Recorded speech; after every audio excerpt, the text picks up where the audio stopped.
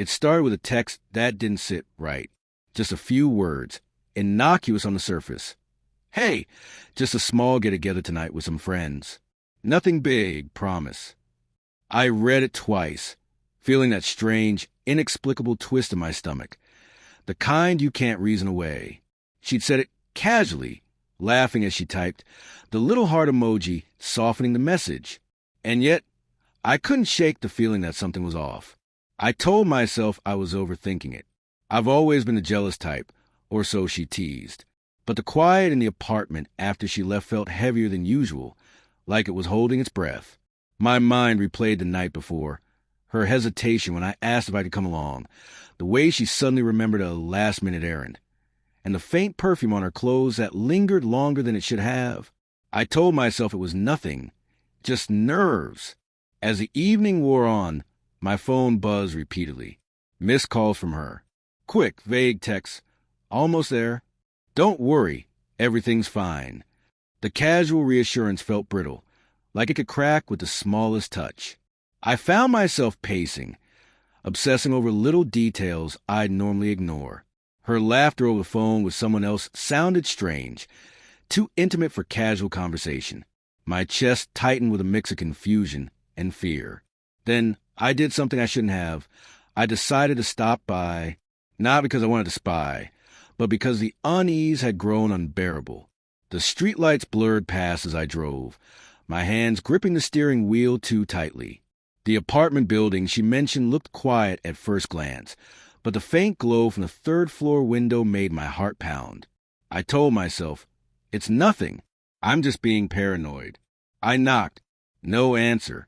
Tried the door. Unlocked. My stomach sank as it opened.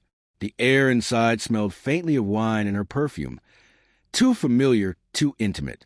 Laughter drifted from the living room, low and soft, like the sound of something forbidden. And then I saw them.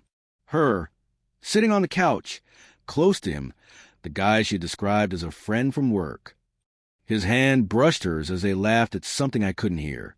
They didn't notice me at first. And when they did, the look on her face was the most gut-wrenching thing I've ever seen. Not shock, not guilt, just a flash of panic, like a deer caught in headlights, and then a desperate attempt at a smile. I stood frozen, the room spinning. My mind raced through memories.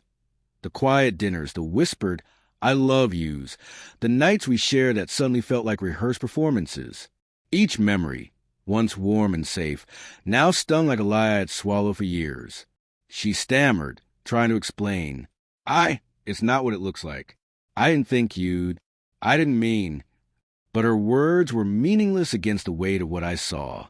I could feel the betrayal in the air, thick and suffocating, and it cut me deeper than I thought possible. The next days were a blur. We didn't talk much at first. When we did, every word was a careful negotiation, an attempt to justify, apologize, or defend. I wanted answers, closure, the truth stripped of excuses. And she offered them guilt, remorse, and a confession of something I didn't even know existed between them. Yet, in her eyes, there was no malice, just human weakness, poor judgment, and a failure of honesty that had destroyed us both. I found myself wandering through our apartment, touching the edges of memories that now felt alien. Her coffee mug, the little note she left in the morning, even the blanket she wrapped herself in during winter nights. All suddenly carried a sense of loss, a reminder of trust broken. I loved her, I thought, and maybe I still do, but love alone couldn't bridge the chasm that had opened between us. Finally, I told her, quietly, painfully, I can't do this anymore. I can't be in a marriage built on secrets, even small ones. She nodded, tears streaming, but her voice was calm. I understand. I never wanted to hurt you this way. I just lost my way. And just like that, we drifted apart. There was no dramatic confrontation, no shouting, only the quiet weight of finality. The apartment felt emptier than ever before, but in the silence, I began to feel something else, a fragile sense of freedom, of reclaiming my life in the shadow of betrayal. Weeks later, I walked past that apartment building, remembering the night I walked in unannounced. My chest still ached, and my memories still burned.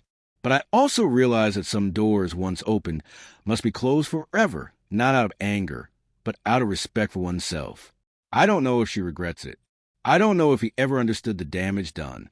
What I do know is that I survived the heartbreak, and in surviving, I found a strength I didn't know I had.